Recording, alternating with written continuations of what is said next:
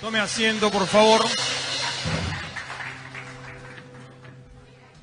Si nosotros hacemos un paneo o un cuadro sinóptico, si estuviéramos en la escuela, y tenemos que trazar una línea temporal y una línea de prioridades o de mayor o menor importancia a lo largo de la Biblia y a lo largo de la vida de Jesús, nos vamos a encontrar o podemos dividir, le voy a hacer muy simple con esto, no se me asuste que no le voy a complicar la vida. Podemos dividir o hacer un cuadro de dividir la vida de Jesús en 4 etapas. Podemos separar la vida de Jesús en 4 etapas.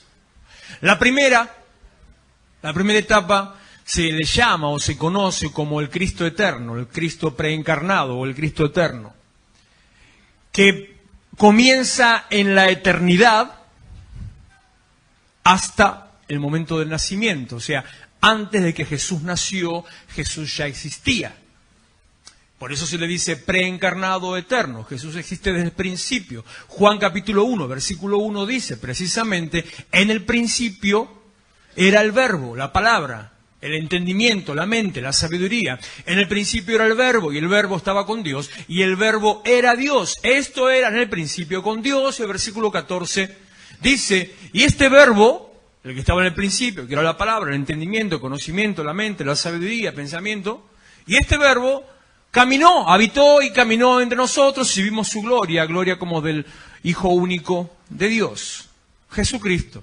Estaba desde el principio el Cristo eterno. La segunda etapa en la vida de Jesús, precisamente podríamos decir que es su vida física, como la vida que nosotros conocemos.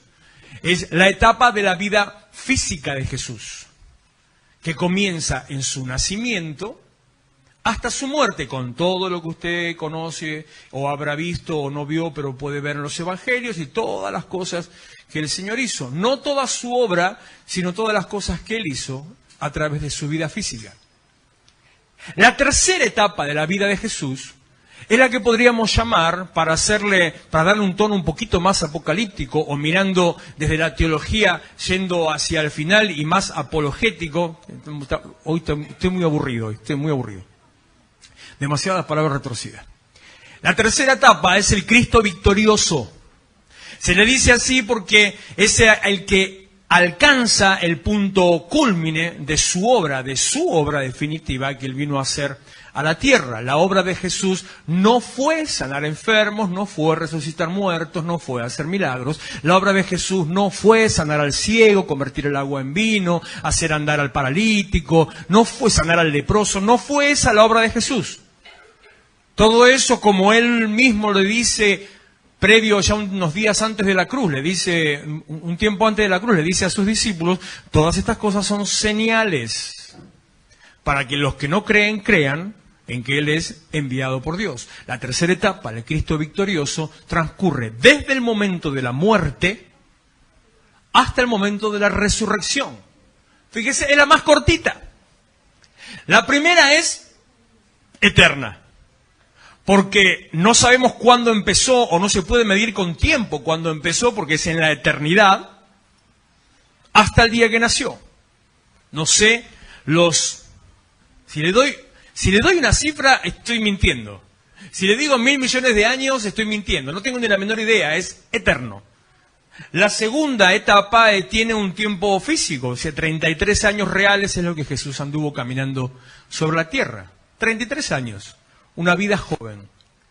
La tercera etapa duró un soplo. Nada. Acostumbramos a decir 3 días. En realidad es menos de 3 días, hablando en horas, no son 72 horas, es menos que eso, pero abarca 3 días. Después les voy a ampliar este concepto porque hay una profundidad en revelación para su vida, esos 3 días del Señor. La cuarta etapa de la obra de Jesús, o de la vida de Jesús, es el Cristo celestial, el Cristo eterno, el Cristo físico, el Cristo victorioso, el Cristo celestial. La etapa del Cristo celestial comienza en la resurrección, cuando Él resucita, el próximo domingo, cuando Él resucita, ¿hasta cuándo llega? ¿Sabe hasta cuándo llega? ¿Hasta cuándo? Pentecostés dice uno por ahí. Pentecostés vamos a celebrar Pentecostés, me salió Pentecostés. Pentecostés celebramos el 8 y 9 de junio nuestro, vaya preparándose para eso, y luego el 20 de junio con las iglesias de Varela. Pero no es hasta el Pentecostés. ¿Hasta dónde llega la manifestación, la etapa del Cristo celestial? La etapa del Cristo celestial comienza en la resurrección hasta el día de hoy inclusive. Porque dice el libro de Romanos,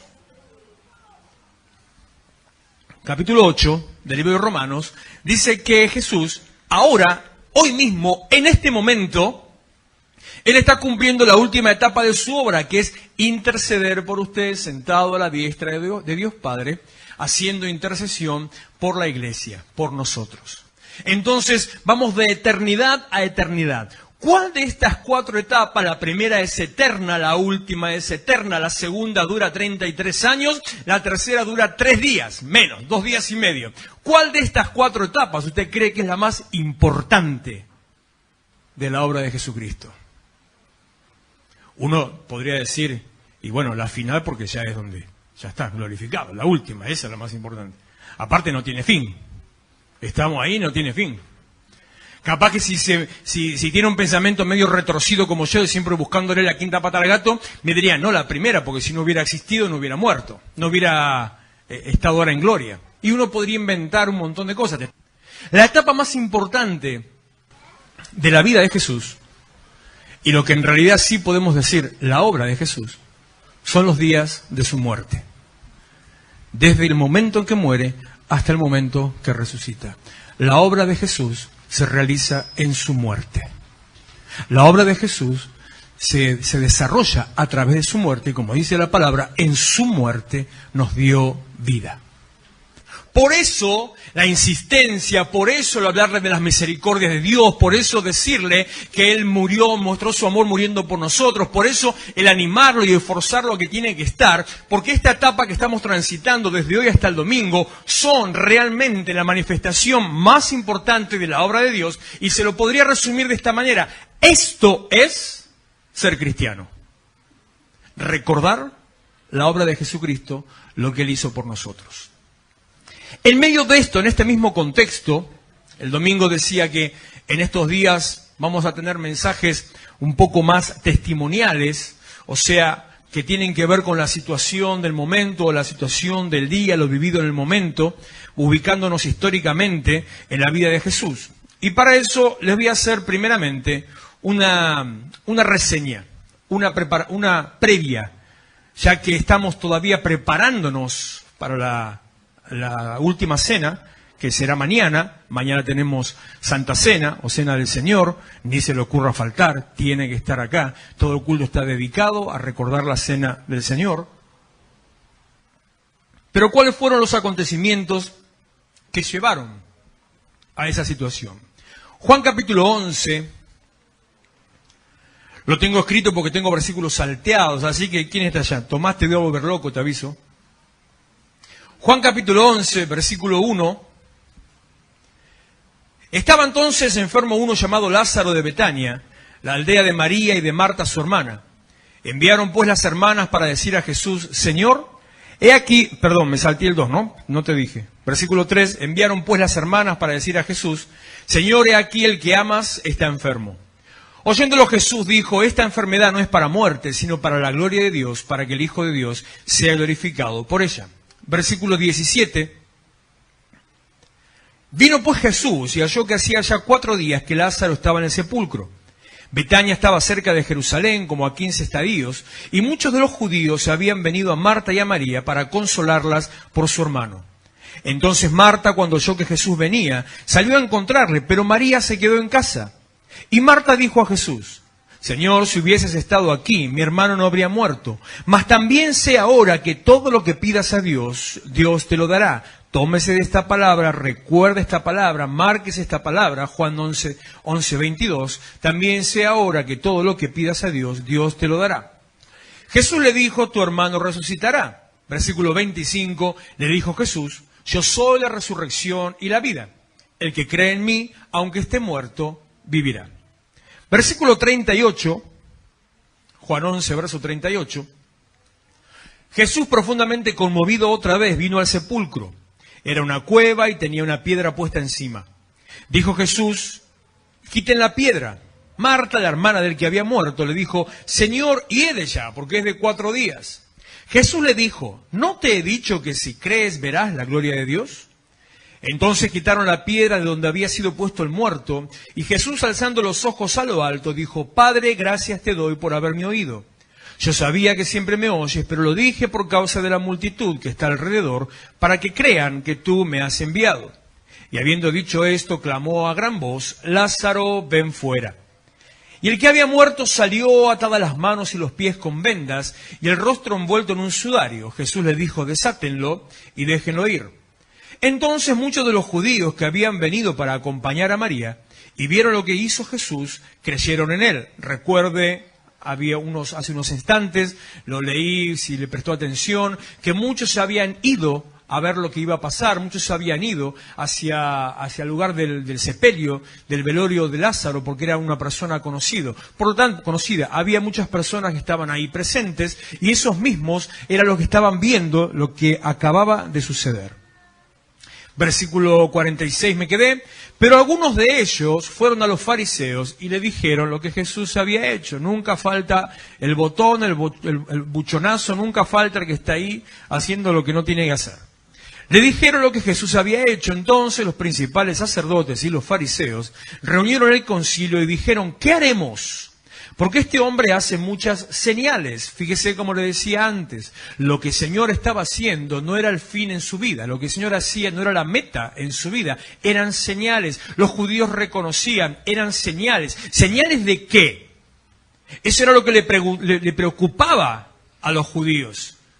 Porque hoy nosotros podemos ver como una señal de la obra completa y una señal de la bendición para nuestras vidas. Pero en la época de Jesús, para los fariseos, estas cosas eran señales de que Él era enviado por Dios. Y si Él era enviado por Dios, ¿qué lugar le quedaba a los supuestos representantes de Dios? Había una competencia política y comercial. No podían permitir que alguien viniera a quitarle su lugar. Este hombre hace muchas señales. Si le dejamos así, todos creerán en él y vendrán los romanos y destruirán nuestro lugar santo y nuestra nación. Fíjese que la preocupación era política, económica, comercial, no espiritual.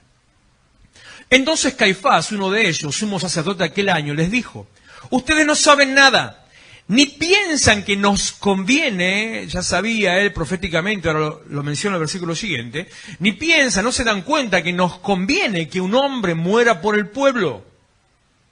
Es conveniente. Y no que toda la nación perezca, que toda la nación se pierda. Esto no lo dijo por sí mismo, sino que como era sumo sacerdote aquel año, profetizó que Jesús había de morir por la nación. Y no solamente por la nación, sino también para congregar en uno a los hijos de Dios que estaban dispersos. Así que desde aquel día acordaron matarle. Por tanto, Jesús ya no andaba abiertamente entre los judíos, sino que se alejó de allí a la región contigua al desierto, a una ciudad llamada Efraín, y se quedó allí con sus discípulos.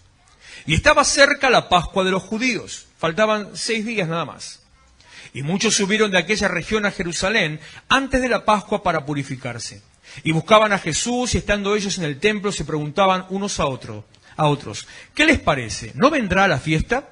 Y los principales sacerdotes y los fariseos habían dado orden de que si alguno supiera dónde estaba, lo manifestase para que lo prendieran, para que lo atraparan. Vemos acá un lado de la historia, una semana antes del evento, de los eventos de la cruz, una semana antes, vemos un lado de la historia, el lado político, el lado económico, el lado comercial, como le estaba diciendo recién, donde la presencia de Jesús, la aparición de Jesús, estaba incomodando algunos intereses creados de la sociedad y de la ciudad. Estaba molestando a los ricos, estaba molestando a los gobernantes y por sobre todas las cosas estaba molestando a los líderes religiosos. La presencia del Señor estaba trayendo incomodidad. Por eso tal vez es que Jesús mismo, Él dijo en el libro de Juan, se me fue el capítulo, hablando con sus discípulos les dijo: no piensen que yo he venido a traer paz. Qué cosa curiosa, porque muchas veces nosotros predicamos acerca de que Jesús te da paz. Y muchas veces, y siempre cuando hago la mención hacia aquel que llega por primera vez, yo le digo, lo primero que usted recibió cuando entró a la iglesia, cuando se acercó a Jesucristo, lo primero que usted recibió es paz. Ahora, sin embargo, Jesús no vino a traer paz. Él le dijo a sus discípulos, no piensen que yo vine a traer paz. No, no paz, sino espada. Lo que tiene un simbolismo doble. Porque en forma simbólica, en forma solapada, está diciendo, vine a traerle una palabra, vine a cambiar la ley por una palabra de vida. La espada representa la palabra de Dios. Pero lo que está diciendo hacia afuera, al entendimiento, es, vine a traer división. Y es más, lo agrega y dice, a partir de ahora, estará el hijo contra el padre, la nuera contra la suegra, así un poco más, no recuerdo exactamente cómo dice. Así que si usted tiene problema con su suegra, la culpa de Dios, ¿se da cuenta? ¿Por qué es que viene a poner esa división? ¿Por qué genera el Señor conflicto? No es que Dios provoque un conflicto, no es que el Señor quiera que usted viva en un conflicto, sino que lo que Él está haciendo es advertirle. Juan capítulo 16, versículo 1 dice, estas cosas les he hablado para que no tropiecen. No tropiecen quiere decir que para cuando las vea, eso ha sido siempre para mí, para mi vida, es una constante, es una forma de vida. Yo quiero saber el mal antes, quiero que me diga el peligro antes, quiero conocer el error antes, quiero saber todas las opciones negativas que tengo. Quiero estar siempre preparado para lo peor. Pero usted es un masoquista y un negativo. Al contrario. Porque si estoy preparado para lo peor y viene, no me mueve, no me derriba, no me tira. Ya estoy preparado para lo peor. Y si no viene, lo que venga, aunque sea un poquito menos que lo peor, es mejor de lo que esperaba. Entonces, ¿vivo feliz? ¿Quiere ser feliz? Aprenda a ubicar su mente, su corazón en lo que tiene que esperar y siempre esté preparado para lo peor que pueda venir. Siempre esté preparado, tal vez eso, ahora estoy hablando solamente por mí, de mi interior, una expresión que yo me dije a mí mismo muchas veces, siempre se puede estar peor. Pero usted que está rebajón, pastor. No, al contrario, no es de bajón. No de bajón, eso es aliento, eso es fuerza, eso es fortaleza, eso es esperanza. Si hoy tenés un problema, deja de llorar por el problema, busca la manera de salir, porque si te detenés a llorar por tu problema, mañana podés estar peor. ¿Vio cómo era de esperanza? ¿Cómo era de aliento? ¿Cómo era para decirle, levántate? He venido a traer espada, a generar división. ¿Por qué? Porque la presencia de Dios en un lugar genera una división de pensamiento, de criterio, de visión y de espíritu. Si en el lugar que usted está, en el lugar donde se mueve, si en su casa, en su familia, si en su trabajo o en su estudio, usted recibe a Cristo en su corazón y empieza a caminar con Cristo, empieza a tener una vida cristiana y empieza a manifestar la vida de Cristo en su interior y alrededor todo sigue igual, algo no anda bien. Y la gente no lo carga o no le hace un poquito de burla o no le pone un poquito de distancia o no le empieza a hacer conflicto o no le hacen un poquito de bullying, algo no anda bien.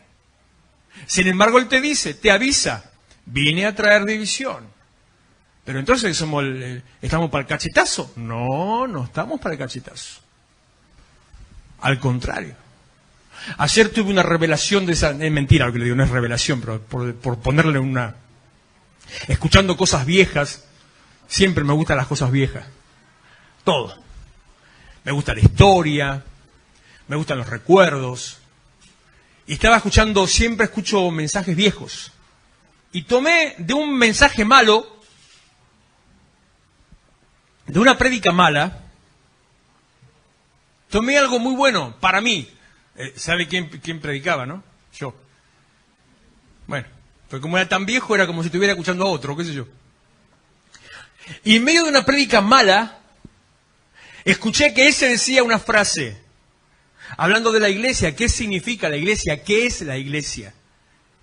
Y parece que se había investigado qué era la iglesia, y decía, la iglesia es la reunión, la asamblea. La palabra iglesia significa asamblea, la asamblea de los notables. ¿Y de dónde surge el nombre? Es un nombre que existe de la antigua Grecia, eclesía, donde cuando conquistaban la tierra o entraban los militares o se ganaba un lugar, entonces se buscaba en la ciudad, se buscaba a la gente más reconocida, más importante. Tal vez póngale, no sé, un maestro, un filósofo, no le digo un médico porque no eran gente importante. En la antigua Grecia los médicos eran esclavos, así que no me sirve para este ejemplo. Gente reconocida, tal vez un militar victorioso, un soldado que haya tenido batallas ganadas, un político, gente notable de la ciudad. Se los convocaba a esa gente notable, les decía, vengan, vamos a construir la ciudad. No el edificio, sino la institución de la ciudad. Y esa gente se reunía, y cuando se reunían en eclesía, en asamblea, para levantar una ciudad. Y Dios dice que nosotros somos eclesía, asamblea. Usted es uno de los notables que Dios ha elegido para levantar una ciudad. La diferencia, la separación, la espada, la grieta que Dios hace, no es para que usted se quede ahí abajo y los demás lo pisoteen, sino que para que en un tiempito el Señor lo esté tratando, probando, macerando. La tribulación produce paciencia, la paciencia prueba y la prueba no avergüenza. Dios lo esté tratando, lo está moldeando, lo está macerando, lo está amasando, lo está sopapeando, lo está golpeando, lo está revoleando. Pero cuando terminó con todo eso, Dios formó al varón perfecto, y como dice Efesios, un varón a la altura de la estatura de la plenitud de Cristo. Que eso es lo que estamos llamados a hacer. A la altura de la estatura de la plenitud de Cristo. Si esto tal vez le parece un poco exagerado, no estoy exagerando. La Biblia dice que Dios espera de usted que usted llegue a la altura de Jesucristo. No es una herejía.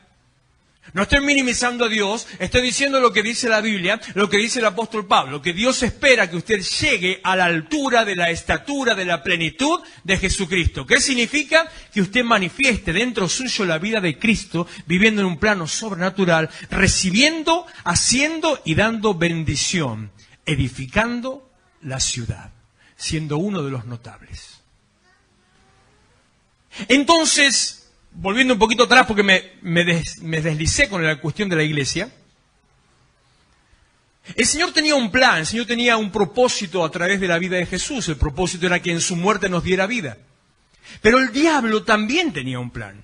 Y en esta parte del plan diabólico utiliza a las instituciones de la ciudad, utiliza a los comerciantes, utiliza a los políticos, utiliza a los religiosos, utiliza a los supuestos espirituales para generar todo un fondo de guerra, un malestar, una incomodidad. Y empezaron a ver ahí y empezaron a tramar entre ellos cómo hacían para atraparlo. Y empezaron a pensar, andaban yo me los imagino de noche, veo ahí metido haciendo reuniones secretas. ¿Cómo hacemos para agarrar a este tipo? Hay que atraparlo acá o allá o en tal lado. No, que vamos. Pero mirá que él anda todo día en el templo. No importa, tiene que ser donde no nos vean. Y se confabulaban, buscando, pensando, organizando, buscando la manera, cómo hacían para atrapar y apresar a Jesucristo. No conforme con eso, Juan capítulo 12, versículo 1.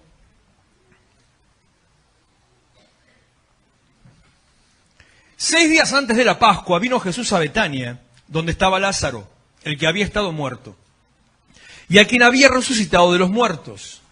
Y le hicieron así una cena. Marta servía y Lázaro era uno de los que estaban sentados a la mesa con él. Entonces María tomó una libra de perfume de nardo puro de mucho precio y ungió los pies de Jesús y los enjugó con sus cabellos, y la casa se llenó del olor del perfume. Y dijo uno de sus discípulos, Judas Iscariote, hijo de Simón, el que le había de entregar: ¿por qué no fue este perfume vendido por 300 denarios y dado a los pobres? Pero dijo esto no porque se cuidara de los pobres, sino porque era ladrón. Y teniendo la bolsa... ¿Sabe a qué me hace acordar a esto, no? a unos cuantos bolsones en el convento. No, porque es plata para los pobres. Teniendo la bolsa, andá a saber cuántos dólares tenía Judas encima. Teniendo la bolsa sustraía de lo que se echaba en ella. Judas era el tesorero de la obra de Jesús, del ministerio ambulante de Jesús. Judas era el que recibía las ofrendas de la gente, lo que la gente le daba para poder bancarse, para poder tener para comer, para poder andar en sus pequeñas necesidades. No que tuvieran muchos gastos, pero sí tenían que vivir. Y Judas, cuando Jesús se daba vuelta, metía la mano y se quedaba para él. Entonces Judas se quedaba con la plata de los ingresos, la plata de las ofrendas. Versículo 7.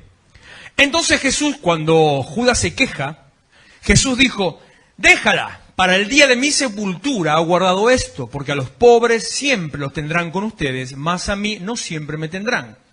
Gran multitud de los judíos supieron entonces que él estaba allí y vinieron, no solamente por causa de Jesús, sino también para ver a Lázaro, a quien había resucitado de los muertos. Pero los principales sacerdotes acordaron dar muerte también a Lázaro, porque a causa de él muchos de los judíos se apartaban y creían en Jesús. Juan capítulo 12, versículo 20, verso 20. Había ciertos griegos entre los que habían subido a adorar en la fiesta. Estos pues acercaron a Felipe, que era de Betsaida de Galilea, y le rogaron diciendo, Señor, quisiéramos ver a Jesús. Felipe fue y se lo dijo a Andrés, entonces Andrés y Felipe se lo dijeron a Jesús. Jesús les respondió diciendo, ha llegado la hora para que el Hijo del Hombre sea glorificado. De cierto os digo que si el grano de trigo no cae en la tierra y muere, queda solo, pero si muere, lleva mucho fruto. El que ama su vida, la perderá. Y el que aborrece su vida en este mundo, para vida eterna, la guardará. Si alguno me sirve, sígame, y donde yo estuviere, allí también estará mi servidor. Si alguno me sirviere, mi Padre le honrará. Versículo 27. Ahora está turbada mi alma, ¿y qué diré? Padre, sálvame de esta hora. Mas para esto he llegado a esta hora. Padre, glorifica tu nombre. Entonces vino una voz del cielo, lo he glorificado y lo glorificaré otra vez. Por un lado, las fuerzas políticas, los comerciantes, los religiosos, los gobernantes se oponían a que Jesús se fuera manifestado y a que la gente lo empezara a seguir. Tenían miedo y procuraron matarlo. Por otro lado, ahora se lo voy a leer esta parte, tenemos un Judas, un tesorero que manejaba los fondos y que manejaba los ingresos, que de golpe vio que perdía la oportunidad de quedarse con una buena tajada de eso.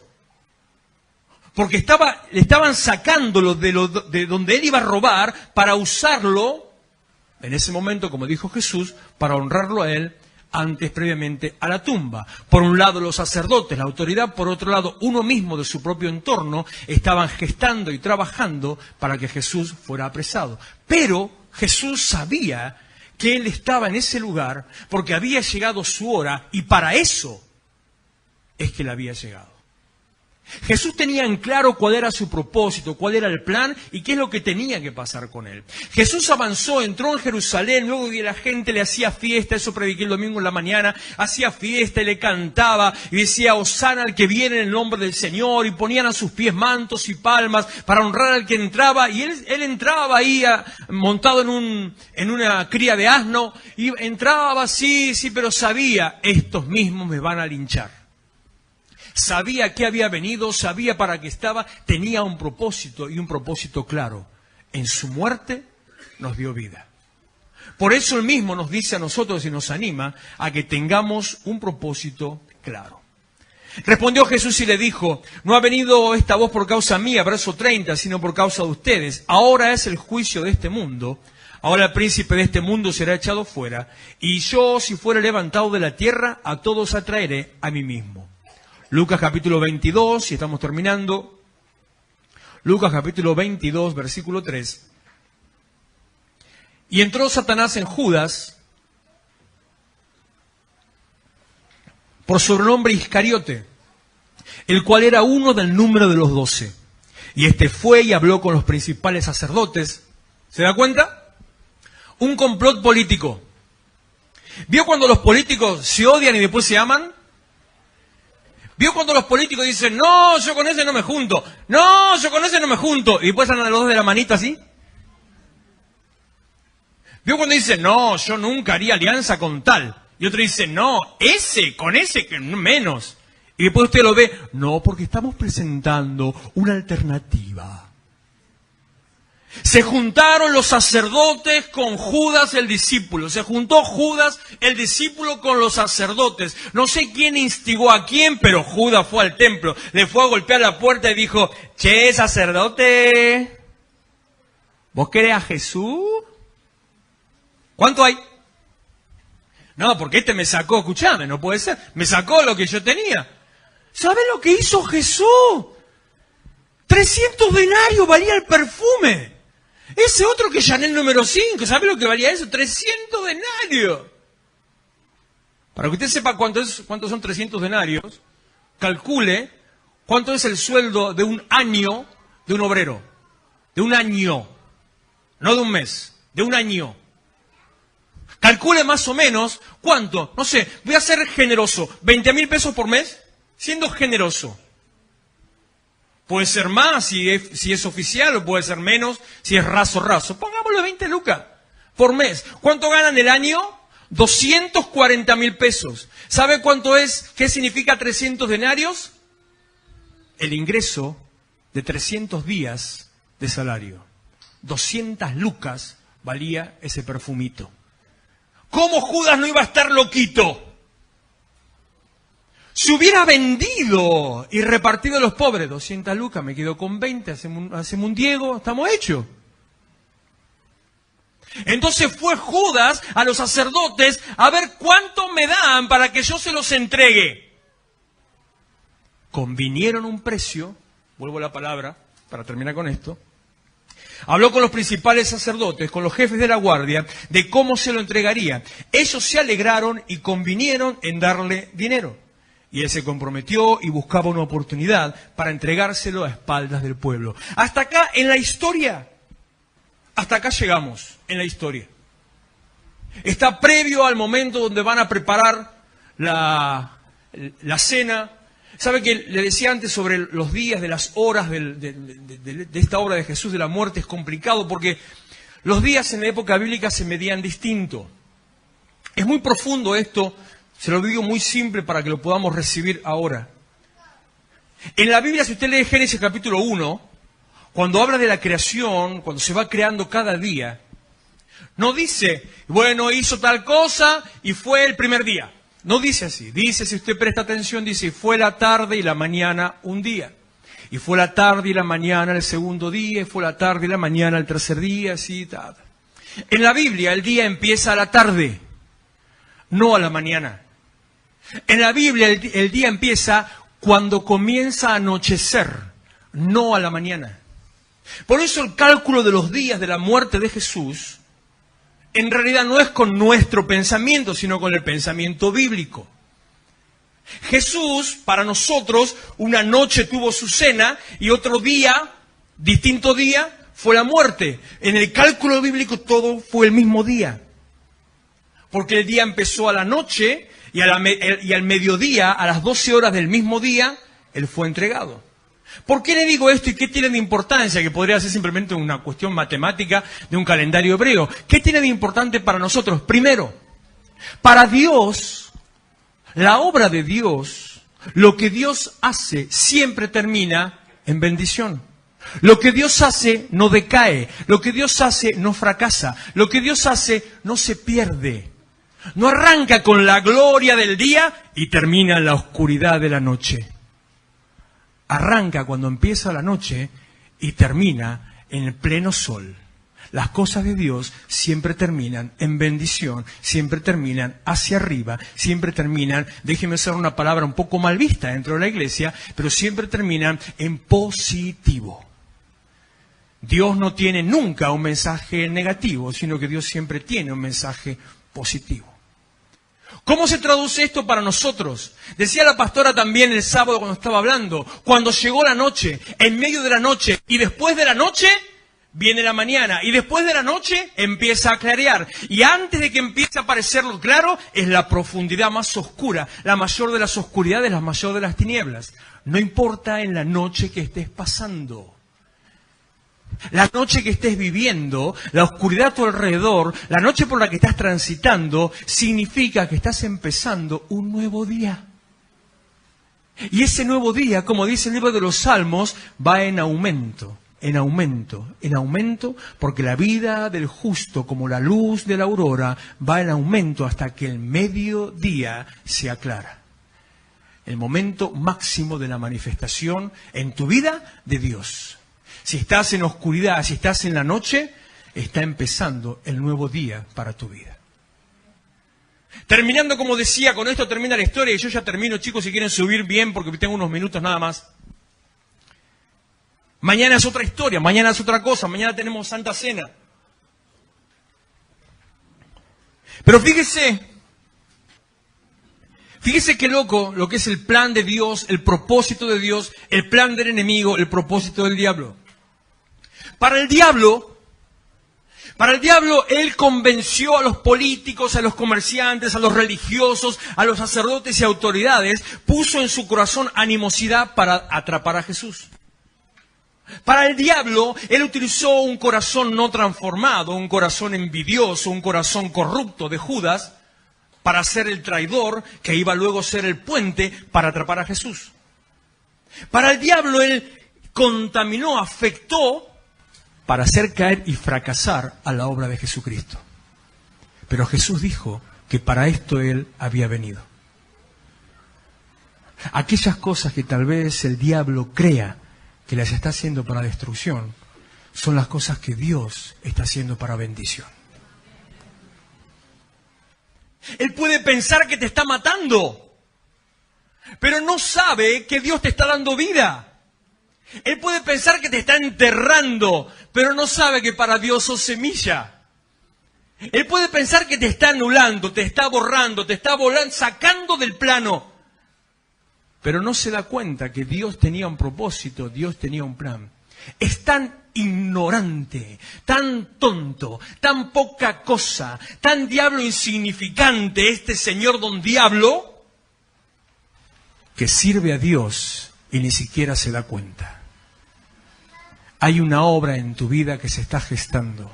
Hay una obra en este día que es un día que yo le puse por nombre día de preparación, porque se empezaron a preparar. Se preparó lo negativo para que se convierta en lo positivo. Se preparó la maldición para que de ahí surja la bendición. Mire, por tercera vez le robo la prédica a la pastora. Creo que al principio dijo, a los que aman a Dios, yo que le dije antes hace un ratito, ¿ama usted a Dios? Ámelo un poquito a Dios. Ámelo un poquito, le conviene, va a ser bendecido. A los que aman a Dios, todas las cosas les ayudan a bien.